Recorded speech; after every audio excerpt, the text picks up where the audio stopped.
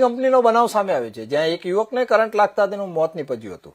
પરિવાર દ્વારા આક્ષેપ કરાયો છે કે કંપનીમાં કોઈ સુવિધા ન હતી. હજીરા વિસ્તારમાં આવેલી પ્રતિષ્ઠિત ક્રિપ્કો કંપનીમાં ગઈકાલે એક કરુણ ઘટના બની હતી. કંપનીના ઇલેક્ટ્રિક વિભાગમાં કામ કરી રહેલા અક્ષ દીપકભાઈ પટેલ નામના 22 વર્ષીય યુવકનું વીજ કરંટ લાગવાને કારણે મોત નીપજ્યું હતું.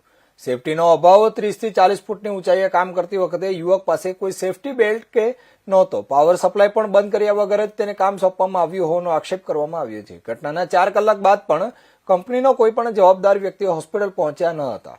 અક્ષના ઘરમાં તેના મમ્મી પપ્પા અને એક નાની બહેન છે. તે ઘરનો મુખ્ય આધાર હતો. પરિવારજનોની માંગ છે કે કંપની અને કોન્ટ્રાક્ટર સામે કડકમાં કડક પગલાં લેવાય અને પરિવારને યોગ્ય વળતર મળે.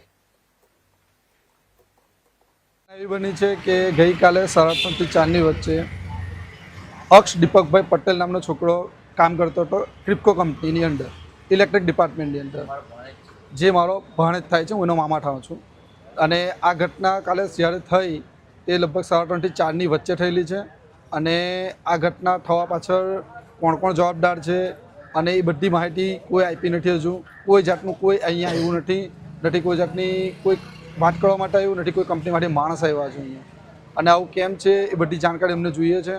બીજું, હવે અક્ષ ઇલેક્ટ્રિક ડિપાર્ટમેન્ટમાં કામ કરતો હતો. એ 20 થી 30 ફૂટ ઉપર ચડીને કામ કરે છે. તો ત્યાં એને સેફ્ટીનું શું ધ્યાન આપવામાં આવ્યું? વિધાઉટ હાર્નેસ એ વ્યક્તિ કઈ રીતે ઉપર ચડે છે? કેમ સેફ્ટી ડિપાર્ટમેન્ટ શું કરે છે ત્યાં? કેમ ધ્યાન આપવામાં નહીં આવ્યું? બીજું, ચાલુ લાઈને કામ કરે છે તો લાઈન બંધ કરવામાં કેમ ના આવે? લાઈન બંધ કરવાની જવાબદારી કોની છે? આમાં દરેક જવાબદાર માણસ અહીં હાજર થાય ને એની જાણકારી આપે.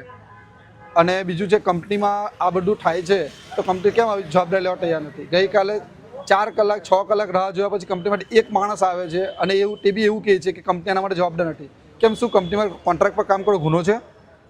કંપનીને કોન્ટ્રાક્ટ પર કામ કરી એટલે બસ ખાલી કોન્ટ્રાક્ટરની જ જવાબદારી, કંપનીની કોઈ જવાબદારી નહીં. તો કંપનીને કામ કરવાનો શું મતલબ છે? આટલી મોટી કંપની છે તો કંપનીને આટલા નાના માણસો કામ કરે છે તો એની જવાબદારી કંપનીની કઈ રીતે નથી? અને આ વિધાઉટ સેફટી કામ થાય છે તો સેફટીનું ધ્યાન આપવાનું કોણ? કંપનીની જવાબદારી બને ને. કોન્ટ્રાક્ટરની જે જવાબદારી છે સાથે કંપનીની પૂરેપૂરી જવાબદારી છે. એટલે કંપનીએ ધ્યાન કેમ નહીં આપ્યું કે કોન્ટ્રાક્ટર આવા લાપરવાહીથી કામ કરવામાં આવે છે? તો એ બધી જવાબદારી કંપનીની પણ છે. માંગણી એવું છે કે એને વધારે વધારે વળતર મળે, એના પરિવારનું ધ્યાન આપવામાં આવે અને પરિવારની ધ્યાન રાખવામાં આવે. કારણ કે એના પરિવારનો કમાનાર એક જ પર્સન છે. આજ પછી એના મા બાપની જવાબદારી એની બેન છે જે અનમેરિડ છે, એને પનાવવાનું. આ બધી જવાબદારી કોણ લે?